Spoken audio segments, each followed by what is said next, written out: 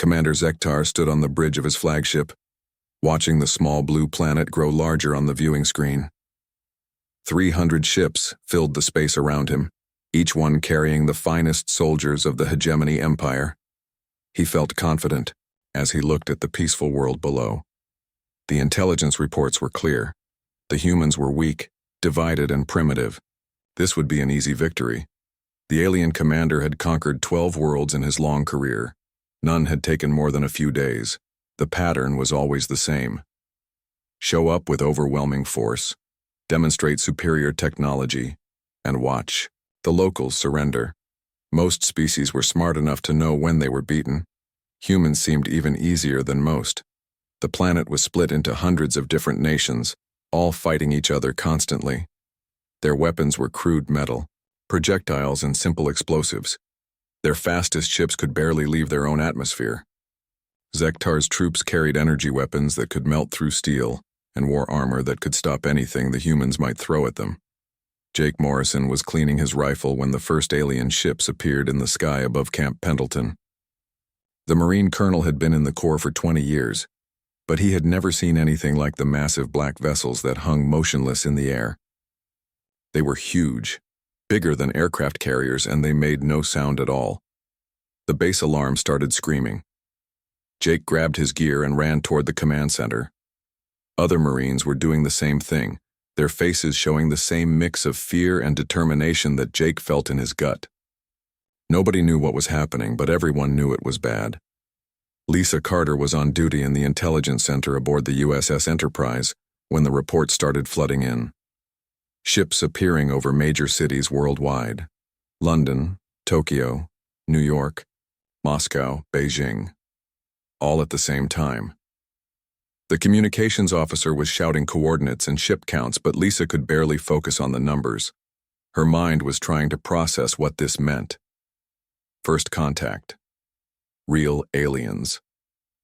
And they were not here to talk.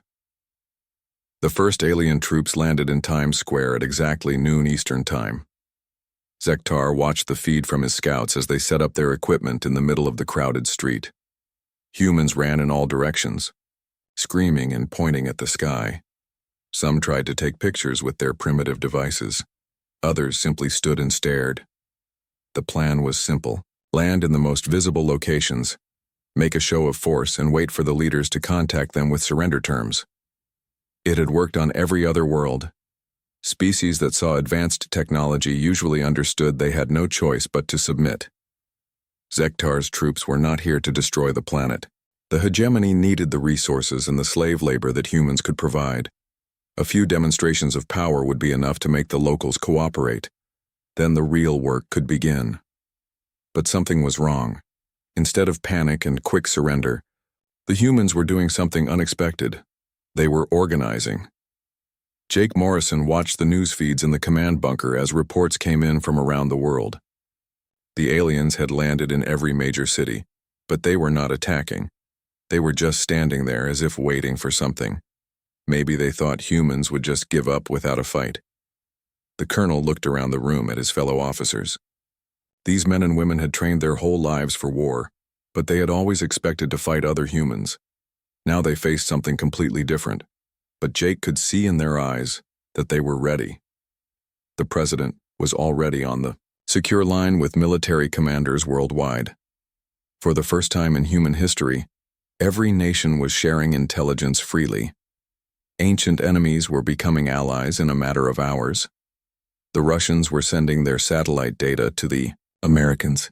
The Chinese were opening their communications networks to anyone who needed them. Lisa Carter coordinated the information flow from her station on the Enterprise. She had never seen anything like it. Countries that had been at war with each other just days before were now working together like old friends. The aliens had done something no human leader had ever managed. They had united the entire planet against a common enemy. The alien commander noticed the change first in the communication patterns. Instead of chaos and confusion, the human networks were becoming more organized by the hour.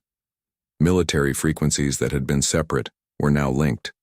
Supply lines that had served individual nations were being coordinated globally. Zektar frowned as he studied the reports. This was not how conquests were supposed to work. The humans should be fighting each other, not working together. Their history was full of constant warfare between different groups. The intelligence reports had been very clear about that, but something was happening that the reports had not predicted. The external threat was causing the humans to put aside their differences. Instead of dozens of small, weak armies, Zektar was now facing a single unified force with the resources of an entire planet. Ben Hughes was working the night shift at the Ford plant in Detroit when the call came. The plant supervisor gathered all the workers in the main assembly area and told them what was happening. Aliens had landed. The government needed volunteers to help with the war effort. Anyone who wanted to stay and help defend their city should report to the National Guard Armory in the morning. Ben looked around at his co-workers. These were ordinary people who built cars for a living. They were not soldiers. But every single one of them raised their hand when the supervisor asked who was willing to fight. Amy Rodriguez was finishing her shift at the hospital when she got the emergency call. The former Army medic had left the service 5 years ago to become a civilian nurse, but her country needed her skills again. She grabbed her medical bag and headed for the nearest military base without hesitation. All across the planet, millions of humans were making the same choice. Teachers, farmers, mechanics, doctors, students. People who had never fired a weapon were lining up at recruitment centers. Others were offering their skills in whatever way they could help. Zektar watched the human response with growing concern. In just 48 hours, the divided planet had become a unified war machine. Every factory was being converted to produce weapons. Every civilian was being trained to fight. Every resource was being directed toward the coming conflict. The alien commander realized he had made a terrible mistake. The intelligence reports had been wrong about humans. Yes, they fought each other constantly, but they did not fight like other species. They fought like predators. And now they were all looking at him. The easy conquest was about to become something much more dangerous. Zektar ordered his ships to begin combat operations. There would be no surrender. There would only be war. The first week of fighting changed everything Zektar thought he knew about warfare. His troops had landed expecting quick victory, but the humans fought like nothing he had ever seen before. They did not follow the rules that civilized species used in war. They did not care about their own losses. They only cared about killing aliens. In Detroit, Ben Hughes and his group of factory workers had turned the abandoned car plant into a fortress. They welded steel plates over the windows and set up machine gun nests in the assembly line areas. When Zektar's troops tried to take the building, they walked into a nightmare. The humans had rigged the entire factory with traps, explosive devices hidden under floor panels, acid sprays that activated when doors opened, steel cables stretched across hallways at neck height. Ben's team had spent 3 days turning their workplace into a death trap, and they knew every inch of it. Zektar watched the battle reports with growing horror. His soldiers were elite troops with advanced weapons and armor. They should have been able to take one factory building without any trouble. Instead, they were being picked off one by humans using crude weapons and dirty tricks. The alien commander had studied military tactics for decades. He understood flanking maneuvers, artillery bombardments, and orbital strikes. But the humans were fighting a different kind of war. They hid among civilians. They used children to carry messages and weapons. They booby-trapped their own dead bodies. Jake Morrison was leading a Marine unit through the ruins of San Diego when he learned about human adaptability. His men had been fighting the aliens for 5 days straight, and they were starting to figure out how the enemy weapons worked. The alien energy rifles had a 2-second charge time before firing. Their armor had weak points at the joints. Their helmets had blind spots.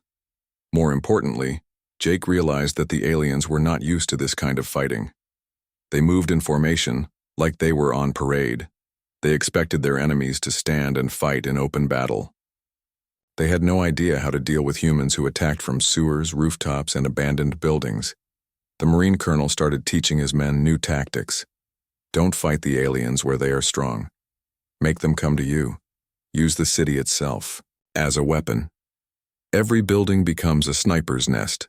Every street becomes an ambush point. Every piece of rubble becomes cover. Amy Rodriguez was running a field hospital in the basement of a shopping mall when she discovered something that made her blood run cold. The wounded aliens that her team had been treating were all young, very young. Some looked like they were barely adults by human standards. She realized that the hegemony empire sent children to fight their wars, not because they were cruel, but because war was supposed to be simple for them. A few demonstrations of power and the enemy would surrender. The alien children were not prepared for real combat against an enemy that fought back with everything they had. Amy found herself feeling sorry for the young alien soldiers, but that feeling did not last long. When she saw what their weapons did to human bodies, when she held dying children in her arms because an alien had fired into a school, her sympathy disappeared. The aliens had started this war. The humans would finish it. Zektar received reports that made him question everything he thought he knew about warfare. In New York, humans had flooded subway tunnels to drown alien troops. In London, they had used chemical weapons made from household cleaning supplies. In Tokyo, they had trained dogs to carry explosives and attack alien patrols. The worst report came from Moscow. Russian forces had captured several alien vehicles and were already using them against their former owners. The humans had figured out how to operate advanced technology in just a few days. They were not just fighting with their own weapons anymore. They were stealing everything the aliens had and making it better. The alien commander realized that humans were not just brave or desperate. They were smart, dangerously smart. Every tactic his forces used was quickly countered. Every advantage they had was turned against them. The humans were learning faster than his troops could adapt. Lisa Carter was working around the clock at the Intelligence Center, coordinating information from around the world. She had access to every satellite, every radio transmission, every piece of data that could help the human war effort. What she was seeing made her both proud and terrified. Humans were not just fighting, they were innovating. A farmer in Iowa had figured out how to jam alien communications using his radio equipment. A teenager in Germany had hacked into an alien computer system and stolen their tactical plans. A grandmother in Australia had invented a new type of explosive using fertilizer and old electronics. The entire human race was becoming a weapon. Not just the soldiers, but everyone. Every person on the planet was contributing to the war effort in some way. Children were spotting alien movements and reporting them. Elderly people were making ammunition in their basements. Scientists were working day and night to develop new ways to kill the invaders. Ben Hughes and his factory workers had held their position for 2 weeks when the aliens finally retreated from Detroit. But they had paid a terrible price. Ben's team of 50 workers was down to 12 survivors. The factory was a burned-out ruin. The city around them looked like a battlefield from hell, but they had won. A group of ordinary humans with basic weapons had defeated an alien military unit with advanced technology. The victory came at a cost that would have broken most species, but the humans were not most species. They counted their dead, buried them with honor, and got ready for the next fight. Zektar studied the casualty reports with growing dread. In just 2 weeks of fighting, his forces had lost more troops than in the previous 10 conquests combined. The humans were not just killing his soldiers, they were destroying them completely. Bodies booby-trapped with explosives, wounded aliens left to die in agony, captured soldiers tortured for information. The alien commander had expected to fight a primitive species that would surrender quickly. Instead, he was fighting a race of natural-born killers who had spent thousands of years perfecting the art of war. Every human seemed to know instinctively how to fight, how to kill, how to make their enemies suffer. The reports from his field, commanders all said the same thing. The humans were not fighting like other species, they were fighting like humans, and that was the most terrifying thing the hegemony empire had ever encountered. Zektar looked at the tactical display showing human positions around the world. Red dots marked enemy forces, but there were too many of them. The entire planet was covered in red. 7 billion humans, all united in their desire to kill every alien they could find. For the first time in his military career, Zektar began to wonder if this war could be won. 1 year into the war, Zektar barely recognized his own forces. The proud soldiers of the hegemony empire had become something dark and desperate. The humans had changed them, forced them to fight in ways that went against everything they had been taught about civilized warfare. His troops no longer took prisoners. They had learned that captured humans would escape, steal weapons, and kill their guards. They no longer tried to protect civilian areas. The humans had shown them that there was no difference between soldiers and civilians on this planet. Everyone was a fighter. Pete Watson was leading resistance forces in the mountains of Oregon when he made a discovery that changed the war. His team had captured an alien supply convoy and found something incredible among the cargo. The aliens had been keeping human prisoners, but not for slave labor. They had been studying them. The captured files showed that the hegemony scientists were trying to understand how humans fought so effectively. They wanted to learn human tactics and use them against other species. Pete realized that the aliens were not just invading Earth. They were trying to steal the secrets of human warfare. This discovery spread quickly through the resistance networks. The humans were not just fighting for their own survival anymore. They were fighting to prevent the aliens from turning human military knowledge against other innocent worlds. The war had become about protecting the entire galaxy from a hegemony empire armed with human tactics. Dr. Helen Brooks had been working in secret laboratories for 8 months, developing weapons that violated every rule of warfare known to civilized species. The former disease researcher had turned her knowledge of biology into something terrifying. She had created viruses that targeted alien DNA specifically. The biological weapons were invisible killers that spread through alien camps like wildfire. Entire units would fall sick and die within days, and the aliens had no defense against diseases they had never encountered. Helen knew that what she was doing was horrible, but she also knew it was necessary. The aliens had brought war to humanity's home. They had killed human children and destroyed human cities. Helen felt no guilt about using every weapon in humanity's arsenal to drive them away. If that made her a monster, then she would be the monster that saved her species. Zektar received reports about the biological attacks with something close to panic. His medical officers had no idea how to treat the diseases that were killing his troops. The humans had weaponized their own planet's biology against the invaders. Every breath of air could carry death. The alien commander realized that humans did not think like other species. Most civilized races had rules about what weapons could be used in war. Chemical and biological weapons were banned by galactic law because they caused too much suffering. But humans had written those laws themselves and broken them when they needed to. This was not the first time humans had used such weapons. Zektar's intelligence officers had dug deeper into human history and found records of gas attacks, poison, weapons, and diseases used as tools of war. The humans had been breaking their own rules for centuries whenever survival was at stake.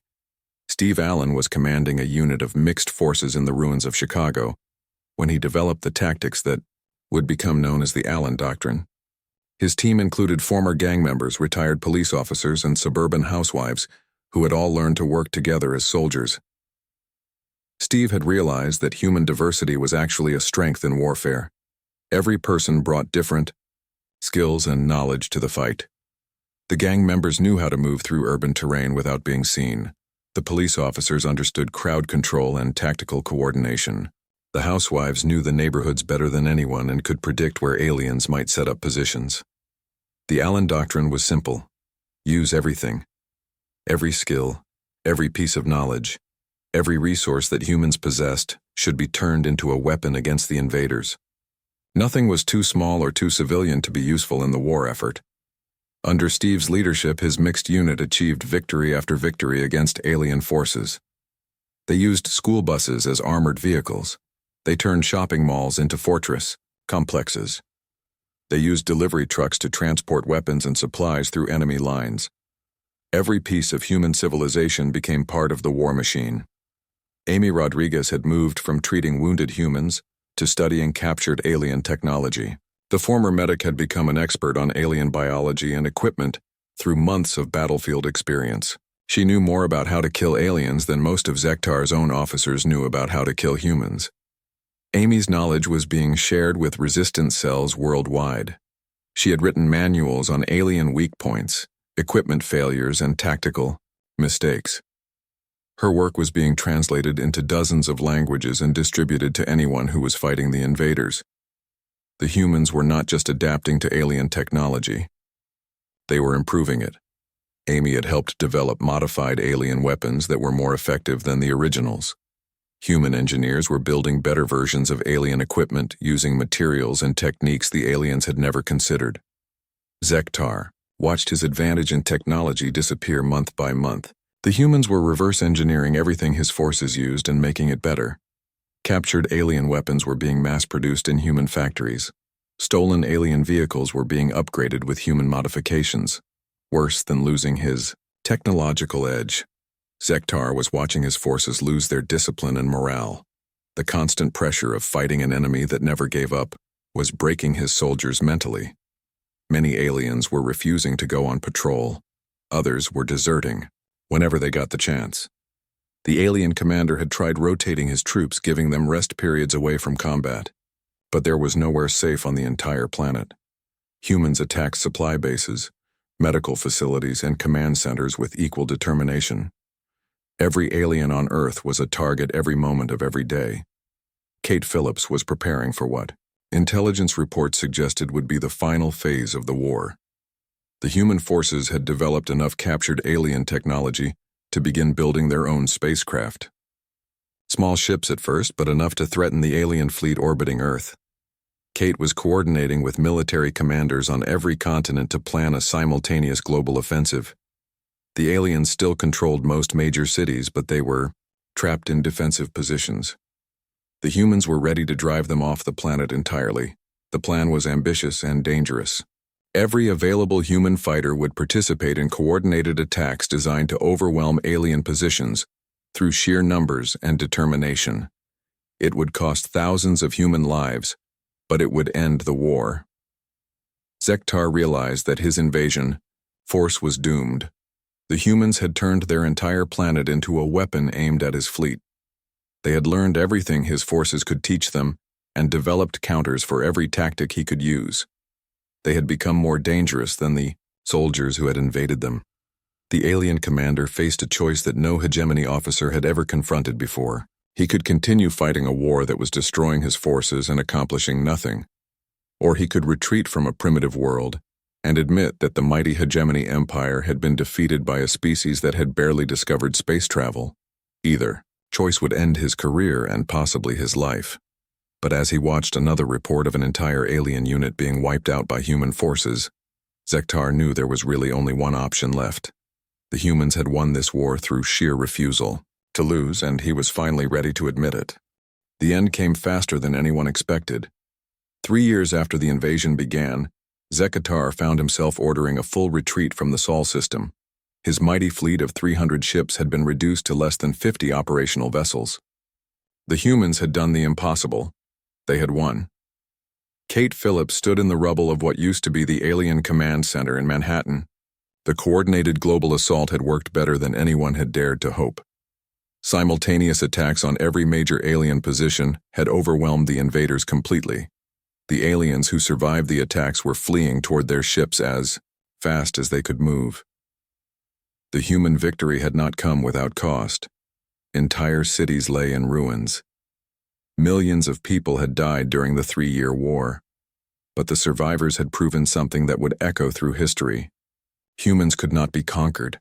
They could be hurt, they could be killed, but they could never be broken. Kate watched the last alien transport ship lifting off from Central Park. The remaining hegemony forces were abandoning their equipment and running for space. They left behind weapons, vehicles, and technology that would advance human civilization by centuries. They also left behind the knowledge that Earth was not a world to be invaded lightly. Tom Brady had been a commercial airline pilot before the war. Now he was flying a fighter plane built from captured alien technology, chasing the retreating enemy ships toward orbit. The human aerospace industry had learned to build spacecraft in just 3 years, something that should have taken decades. Tom's squadron was part of a larger force of human ships pursuing the alien fleet. The humans were not content to simply drive the invaders away. They wanted to make sure the aliens understood that coming back would be a fatal mistake. Every alien ship that tried to retreat was being harassed by human fighters. The new human spacecraft were crude compared to alien technology, but they worked. More importantly, they carried human pilots who had spent 3 years learning how to kill aliens.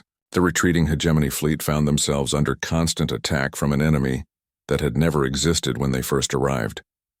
Maria Gonzalez had held the defense line at the Mexico City spaceport for 18 hours straight while civilian transports evacuated wounded. She had been the last human to retreat when the aliens finally overran the position. Her sacrifice had saved thousands of lives and bought time for the final counterattack. Maria had died 2 days before the alien retreat began. She would never know that her heroic stand had become legendary among human resistance fighters. Her name was being spoken in a dozen languages as an example of what humans could accomplish when they refused to give up. The stories of human heroism had spread throughout the resistance networks during the war. Every culture on Earth had produced heroes who stood against impossible odds. The aliens had expected to fight a divided species, but they had created a unified humanity with shared legends and common purpose. Zektar reviewed the casualty reports one final time as his flagship limped away from Earth. 87% of his invasion force was gone. Most had died in combat, but many others had simply disappeared into the human population and were never seen again. The humans had not just defeated the hegemony military. They had absorbed it. The alien commander understood now why the humans had been so effective. They did not fight wars the way civilized species did. Most races fought until the cost became too high, then negotiated a settlement. Humans fought until one side was completely destroyed. There was no middle ground, no compromise, no mercy. Humans had turned their entire planet into a military academy. Every survivor of the war now knew how to fight, how to kill, and how to resist invasion. The next species that tried to conquer Earth would face not just the human military, but 7 billion trained soldiers who understood that survival meant victory or death. Dr. Helen Brooks was already working on plans for humanity's future when the last alien ships disappeared into space. The biological weapons she had developed during the war could be adapted for peaceful purposes. The alien technology left behind could revolutionize medicine, transportation, and energy production. The humans had won more than just their freedom. Helen knew that the war had changed humanity forever. They had been forced to become something darker and more dangerous than they had ever been before. But they had also proven that they could unite against any threat. The species that had fought each other for thousands of years had learned to fight as one people. The captured alien technology was being shared freely among all human nations. The same cooperation that had won the war was now being used to rebuild civilization.